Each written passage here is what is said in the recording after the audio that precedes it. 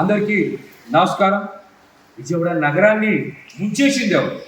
విజయవాడ కూడా రాజధానిలో ఒక భాగమే కదా.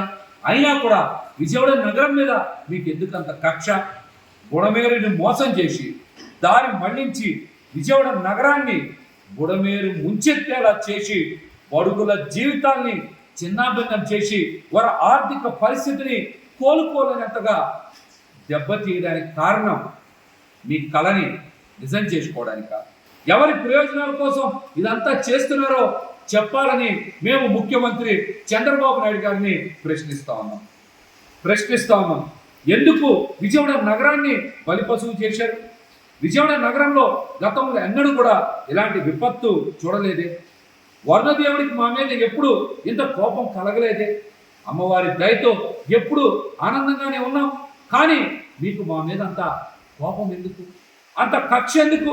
చంద్రబాబు నాయుడు గారు, మీరు ఖచ్చితంగా ముఖ్యమంత్రి హోదాలో మాకు సమాధానం చెప్పాలి. విజయవాడ నగర చరిత్రకి ఎవరైనా సరే వలస వచ్చిన చరిత్రే. విజయవాడ నగరంలో అందరినీ అమ్మవారు ఒకేలాగా చూసింది, ఒకేలాగా వారందరినీ కూడా ప్రేమించింది. అందుకనే విజయవాడ నగరంకి వలస వచ్చామన్నటువంటి భావన పోయి స్థిర నివాసాలు ఏర్పాటు చేసుకున్నారు. దశాబ్దాల తరబడి ఇక్కడే ఉండిపోయారు. కానీ ఈ రోజున సొంతూరును గుర్తు తెచ్చుకొని విజయవాడ నగరం నుంచి వలసలు ఇతర ప్రాంతాలకి వాళ్ళ స్వస్థలాలకి వెళ్ళిపోతున్నారంటే ఈ ఘోర సంఘటనని మేము చూడలేకపోతాం. మా బాధని వ్యక్తం చేయలేకపోతా ఉన్నాం. ఎందుకు ఇంత దుర్మార్గం చేశారు? దీనికి కూడా మీరు సమాధానం చెప్పాలి. మేము చేసిన తప్పేంటి? విజయవాడ నగర ప్రజలు చేసిన తప్పేంటి? ఏదో ఒక రోజు మీ విపరీతమైనటువంటి తెలివితేటలతో హైదరాబాదు కూడా మీరు సముద్రాన్ని తీసుకెళ్ళిన ఆశ్చర్యపోకర్లా. ఎందుకంటే మీకు తోడొచ్చేటువంటి యోధులైన నాయకులు ఉన్నారు. వాళ్ళకి ఆర్టిఫిషియల్ ఇంటెలిజెన్స్ టెక్నాలజీ మీద కూడా బాగా పట్టుంది. అట్లాంటి నాయకుల మద్దతు ఉన్న మీరు ఖచ్చితంగా ఏదో ఒక రోజు హైదరాబాద్కి సముద్రాన్ని కూడా ఖచ్చితంగా తీసుకెళ్లేటువంటి సమర్థత ఉందని నేనైతే అనుకుంటా ఉన్నాను. విజయవాడ నగరంలో ముంపు గురవడానికి కూటమి ప్రభుత్వమే కారణమని, ఈ విపత్తుకి నిర్లక్ష్యమే కారణమని ఈ రోజున ఈనాడు పేపర్లో 14వ పేజీలో చాలా పెద్ద ఆర్టికల్ రాశారు. ఇది కూటమి ప్రభుత్వం సృష్టించిన నిశ్శబ్ద మారణ హోమం అని అందులో రాయకనే రాశారు. బుడమేరుని కృష్ణమ్మలో కలవనీయకుండా అడ్డుపడింది ఎవరు? బుడమేరుని వచ్చిన వరదని పశ్చిమ బంగాళాఖాతంలో కలవకుండా అడ్డుపడి బెజవాడని ముంచింది ఎవరు? ఈ ముంపు రాజకీయం ఎవరి కోసం, ఎవరి ప్రయోజనాల కోసం, ఎవరి లబ్ధి కోసం చేశారో చంద్రబాబు నాయుడు గారు ఖచ్చితంగా సమాధానం చెప్పాలి. ఏ వర్గానికి లబ్ధి చేకూర్చడం కోసం బలైంది మాత్రం బడుగులన్న విషయం ఈ రోజున ప్రతి ఒక్కరికి కూడా అర్థమైపోయింది. చివరికి ఆధిపత్య వర్గాల అభివృద్ధి కోసం బడుగు బలహీన వర్గాలు, బీద బిక్కీలు ఈ రోజున అన్యాయం అయిపోయారు. చరిత్ర ఎప్పటికీ కూడా ఇది గుర్తు పెట్టుకుంటుంది. ఈ పాపానికి ఒడిగట్టిన ప్రతి ఒక్కరికి కూడా ఖచ్చితంగా విజయవాడ నగర ప్రజలు శిక్షించి తీరుతారని కూడా మిమ్మల్ని హెచ్చరిస్తా ఉన్నా. ఈనాడు పేపర్లో ఈరోజు పెద్ద ఆర్టికల్ రాశారు, మీరు కావాలని చూడొచ్చు. నిర్లక్ష్యమే పెనుముప్పు అని ఇందులో చాలా స్పష్టంగా జనవరుల శాఖ నిర్లక్ష్యం ఉందని, రెవెన్యూ శాఖ నిర్లక్ష్యం ఉందని రాశారు. మరి విజయవాడ నగరానికి కోతవేటు దూరంలోనే ముఖ్యమంత్రి గారు కూడా ఉంటారు. మరి మీరందరూ ఏం చేస్తూ ఉన్నారు? ముందు ఇంత ప్రమాదానికి కారణమయ్యి ఎవరు ఒత్తిడి మేరకు బుడమేరుని కృష్ణమ్మలో కలవనీయకుండా విజయవాడ నగరం మీదకి వదిలేసినటువంటి జనవనరుల శాఖ మంత్రి నిమ్మల రామానాయుడిని తక్షణమే బర్తరఫ్ చేయాలి. రెవెన్యూ అధికారుల్ని అప్రమత్తం చేయకుండా నిర్లక్ష్యంగా వ్యవహరించినందుకు రెవెన్యూ శాఖ మంత్రి అనగాని సత్యప్రసాద్ను కూడా బర్తరఫ్ చేసి తీరాలని మేమైతే డిమాండ్ చేస్తా ఉన్నాం. ఈ ఆర్టికల్లో చాలా తెలివిగా రాశారు. ఎందుకో తెలుసా? చంద్రబాబు నాయుడు గారు మొన్నటి వరకు అసలు బుడమేరు గేట్లు ఉంటాయా, ఆ మాత్రం అవగాహన లేని వాళ్ళు ముఖ్యమంత్రి స్థానంలో ఎలా కూర్చున్నారు అని మాట్లాడారు. అందరూ వెళ్ళి బుడమేరుకి గేట్లు ఉన్నాయని చూపించారు. లోకలు ఎత్తడం వల్లనే విజయవాడ నగరం మునిగిపోయిందని ఆధారాలతో సహా బయట పెట్టంగానే ఈ రోజున ఈ ఆర్టికల్ బయటకు వచ్చిందంటే కారణం ఏంటి తెలుసా?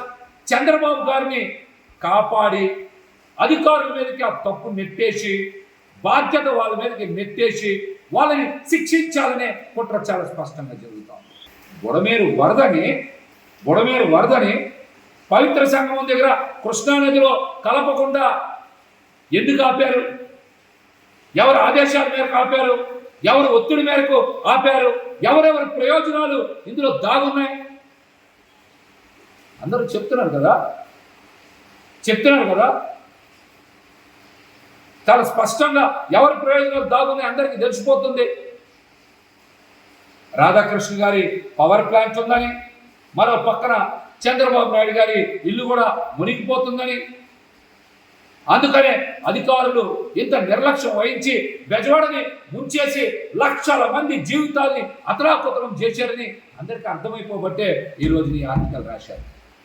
కేవలం ఈ ఆర్టికల్ చంద్రబాబు నాయుడు గారిని కాపాడి అధికారుల్ని మీద తప్పు నెట్టేసేటువంటి కుట్ర కోసం ఈ ఆర్టికల్ రాశారు. అందుకనే జగన్మోహన్ రెడ్డి గారు పదే చెప్పారు, ఇది ప్రకృతి వైపరీత్యం కాదు, మానవ తప్పిదమే.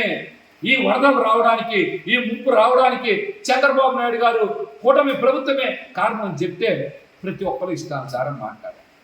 ఈరోజు మీరు వెళ్ళి చూశారు కదా, చాలా ప్రముఖ ఛానల్స్లో బుడమేరుకి గేట్లు ఉన్నాయని, ఆ కృష్ణానదిలో బుడమేరు వరదని కలవకుండా దారి మళ్లించి విజయవాడ వైపు వచ్చిందని చెప్తున్నారు కదా.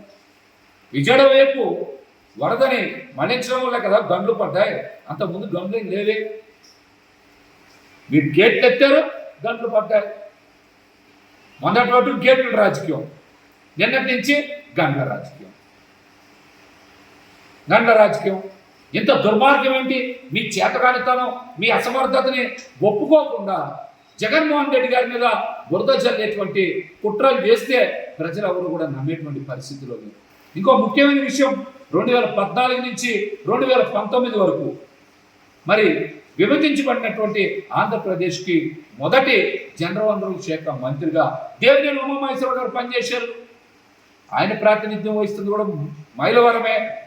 మైలవరంలోనే కదా. బుడమేరు ప్రవహించే ప్రాంతం ఎక్కువగా ఉంది. మరి ఎందుకైనా బుడమేరుని ఆధునీకరించేటువంటి ప్రయత్నం చేయలేదు, ఒక్క పైసా కూడా ఖర్చు పెట్టలేదు. ఎందుకు చేయలేదు ఆ పని? జలవనరుల శాఖ మంత్రే కదా. మీరు ప్రాతినిధ్యం వహిస్తున్నటువంటి నియోజకవర్గం కదా. మరి దేవినేని ఉమామహేశ్వరరావు గారు ఏం చేశారు? దీనికి దేవినేని ఉమామహేశ్వరరావు గారు కూడా సమాధానం చెప్పాలి. గేట్ల రాజకీయం అన్నారు, అక్కడ గేట్లు ఉన్నాయని తెలిసిన తర్వాత గండ్లు పడ్డాయి అంటున్నారు. గండ్లు కూడా గత ప్రభుత్వం అంటే జగన్మోహన్ రెడ్డి గారు ఏం డబ్బులు ఖర్చు పెట్టలేదని చెప్పారు. గండ్లు పడి దేనికి? గేట్లు ఎత్తడం వల్ల. గేట్లు ఎత్తకపోయి ఉంటే గండ్లు పడేయా? ఈ కుట్ర రాజకీయాలు, బురద రాజకీయాలు, నీచ రాజకీయాలు మీరు ఆపకపోతే ప్రజలు మిమ్మల్ని క్షమించడం కూడా ఈ సందర్భంగా మేమైతే హెచ్చరిస్తా ఉన్నాం. అదేవిధంగా జగన్మోహన్ రెడ్డి గారు కృష్ణమ్మ కాళ్ళు కడిగి, కృష్ణమ్మ ఆశీస్సులతో కృష్ణంకలో రిటైనింగ్ వాల్ కట్టి పెద్ద పెద్ద ముంపుల నుంచి, వరదల నుంచి మరి కృష్ణంక ప్రాంత వాసుల్ని కాపాడారు. లేకపోతే ఈరోజు అక్కడ కూడా పరిస్థితి ఎంత దారుణంగా ఉండేది. ప్రజలు ఎంత ఇబ్బంది పడేవాళ్ళు. ఈ విషయాన్ని ప్రతి ఒక్కరూ కూడా తెలుసుకోవాలి. ఏమంటే మా ప్రభుత్వంలోనే ఇచ్చాం, మరి మీరు పూర్తి ఎందుకు చేయాల? ప్రజలు కూడా స్వచ్ఛందంగా బయటకు వచ్చి జగన్మోహన్ రెడ్డి గారు కృతజ్ఞత తెలియజేశారు. మమ్మల్ని ఇంత పెద్ద విపత్తు నుంచి కాపాడారు, మేము వరదల్లో ముంపులో చిక్కుకోకుండా మీరు రిటైనింగ్ వాల్ నిర్మాణం ప్రారంభించి పూర్తి చేసి మమ్మల్ని కాపాడారు, కృతజ్ఞతలు కూడా చెప్తా ఉన్నారు. కానీ పొడవు నాయకులు ఏం చేశారు? బుడమేరుని స్వార్థ ప్రయోజనాల కోసం దారి మళ్లించి బెజవాడని ఉంచారు. జగన్మోహన్ రెడ్డి గారికి విజయవాడ నగర ప్రజల మీద ఉన్న ప్రేమ, మీకు విజయవాడ నగరాన్ని అడ్డం పెట్టుకొని ఏ స్వార్థ రాజకీయ ప్రయోజనాల కోసం మమ్మల్ని ముంచేశారో ఈరోజు ప్రజలందరికీ కూడా చాలా స్పష్టంగా అర్థమైంది. జగన్మోహన్ రెడ్డి గారు చాలా మంచి చేశారు, కానీ విజయవాడ నగర ప్రజలు మంచికి చెడుకి ఉన్న తేడాని గుర్తించడంలో కులాలు మతాలకు ప్రాధాన్యత ఇస్తే మంచికి చెడుకి మధ్య ఉన్న గీత మనం గుర్తించలేమని కూడా ఈ సందర్భంగా నేనైతే మీ అందరికీ తెలియజేస్తూ ఉన్నా, మీకైతే తెలియజేస్తూ ఉన్నా. అదేవిధంగా మేము ఇందాక డిమాండ్ చేసినట్టుగా ఖచ్చితంగా రామానాయుడు గారిని అనగానే సత్యప్రసాద్ గారిని మీరు ఖచ్చితంగా బర్తరఫ్ చేసి తీరాలి, బర్తరఫ్ చేసి తీరాలని కూడా డిమాండ్ చేస్తూ ఉన్నాం. అదేవిధంగా విజయవాడ నగరానికి ప్రమాదం పొంచి ఉన్న సమయంలో అధికారుల శ్రద్ధ అంతా ఒక సినీ నటి మీద కేసు మీద పెడితే ఈ రోజున ఎంత తీవ్రమైన పరిస్థితులు వచ్చాయో చూశారుగా. ఎందుకంత ప్రాధాన్యత ఇస్తా ఉన్నారు ఆ కేసుకి? గుడ్లవల్లిలో 100 మంది విద్యార్థులు ఆవేదన వ్యక్తం చేస్తూ ఉంటే అక్కడ ఏమీ జరగలేదంటా ఉన్నారు. విద్యార్థులు భవిష్యత్తు మీద ఆందోళన చెందుతూ ఉంటే వారి గురించి మీరు ఎక్కడ కూడా కనీస బాధ్యత లేకుండా ఇష్టానుసారం బయటకు వచ్చి మాట్లాడుతూ ఉన్నారు. వారికి ధైర్యం కల్పించాలి, భరోసా ఇవ్వాలి. ఏమి జరిగిందా జరగలేదా అని మీరు అన్ని టీమ్స్ని పెట్టాం, టెక్నాలజీని ఉపయోగిస్తూ ఉన్నారు. ఎక్కడైనా సరే వారితో ఒక్క నిమిషం కూర్చొని ప్రశాంతంగా మాట్లాడారా? ఎంతసేపు బెదిరింపులు, విద్యార్థులను కూడా చూడకుండా వాళ్ళ మీద బెదిరింపులకు పాల్పడ్డారు కదా మీరు.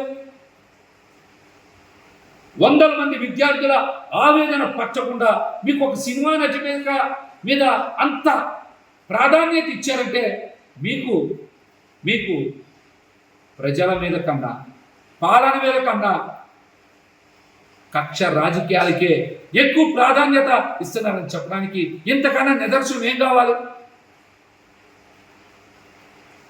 ఇది ముమ్మాటికి మీరు చేస్తున్న పాలనలో మంచి పద్ధతి కాదు. నిన్న స్వయంగా చంద్రబాబు నాయుడు గారే ఒప్పుకున్నారు. మరలా పచారీ సరుకుల పంపిణీకి జాప్యం జరుగుతుందన్న విషయాన్ని ఎవరు చెప్పారు బయటికి? చంద్రబాబు నాయుడు గారు బయటికి చెప్పారు. పౌర సరఫరాల శాఖ మంత్రి నాదెండ్ల మనోహర్ గారు సరిగ్గా బాధ్యతగా పనిచేయలేదని, బాధ్యత రాజ్యంగా ఉన్నారని బయటికి చెప్పింది చంద్రబాబు నాయుడు గారు కదా. ప్రజలకు మీరు భోజనం పెట్టలేకపోయారు, పచారీ సరుకులు ఇవ్వలేకపోయారు. అందుకని కదా ప్రజల ముఖంలో కళలేదని చంద్రబాబు నాయుడు గారు స్వయంగా చెప్పారు. ఇలాంటి విపత్కర పరిస్థితుల్లో ముంపులో ఉన్నటువంటి ప్రజలకి అండగా నిలవలేక బాధ్యత రాహిత్యంగా ఉన్నటువంటి నాదెండ్ల మనోహర్ గారి మీద కూడా మీరు ఖచ్చితంగా చర్యలు తీసుకోవాలని నేనైతే కోరుతా ఉన్నా. అదేవిధంగా చంద్రబాబు నాయుడు గారు కూడా మీరు నష్టపోయిన కుటుంబాలకి, బాధిత కుటుంబాలకి జగన్మోహన్ రెడ్డి గారు తెలిపిన విధంగా తక్షణమే ప్రతి కుటుంబానికి 50,000 రూపాయల ఆర్థిక సాయం తక్షణమే చేయాలి. అదేవిధంగా నష్టపరిహారాన్ని లెక్కించి వాళ్ళందరికీ కూడా పూర్తిగా ఆర్థికంగా మీరు ఆదుకోవాలనేటువంటి వారి డిమాండ్ని మీరు పరిగణలోకి తీసుకొని ఆ విధంగా చేయాలని కూడా మేమైతే తెలియజేస్తాము.